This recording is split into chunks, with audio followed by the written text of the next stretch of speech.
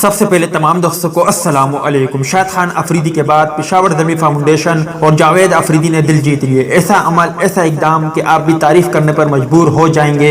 Video کی تفصیل میں جانے سے پہلے اس ویڈیو کو لائک کریں اور کمنٹ سیکشن میں اس اپڈیٹ کے متعلق اپنی رائے کا اظہار ضرور کریں۔ چینل کو ابھی تک سبسکرائب نہیں کیا تو اسے بھی سبسکرائب کریں اور ساتھ ہی ساتھ بیل آئیکن پر بھی کلک کریں تاکہ جب بھی ہم کوئی ویڈیو اپلوڈ کریں اس کی نوٹیفیکیشن فوراً آپ کو ملتے رہے۔ پشاور زلمی کے چیئرمین جاوید افریدی نے جمعے کو پشاور میں وزیر اعلیٰ خیبر پختونخوا محمود خان سے وزیر اعلیٰ ہاؤس میں ملاقات کی۔ ملاقات میں جاوید افریدی نے زلمی فاؤنڈیشن کی جانب سے خیبر پختونخوا میں کورونا وائرس سے نبرد آزما ڈاکٹرز اور طبی عملے کے لیے 60,000 سرجیکل ماسک اور 100 پروٹیکٹر سوٹس وزیر اعلیٰ ہاؤس پیش کیے۔ جاوید افریدی نے کہا کہ کورونا وائرس کے خاتمے اور مریضوں کے لیے ڈاکٹرز اور طبی عملے کی بیلور خدمات کو سلام پیش کرتے ہیں۔ بعد میں جاوید افریدی نے گورنر خیبر پختونخوا شاہ فرمان کے ساتھ ضلع خیبر کی سب ڈویژن باڑہ کا دورہ کیا، جہاں زلمی فاؤنڈیشن کی جانب سے 25,000 خاندانوں میں راشن کی تقسیم کی گئی۔ راشن کی تقسیم سے قبل شہریوں میں ماسک تقسیم اور احتیاطی تدابیر اختیار کی گئی۔ زلمی فاؤنڈیشن کی جانب سے اس سے قبل وزیر اعظم کے کورونا وائرس ریلیف فاؤنڈیشن میں 1 کروڑ روپے جمع کرائے جا چکے ہیں۔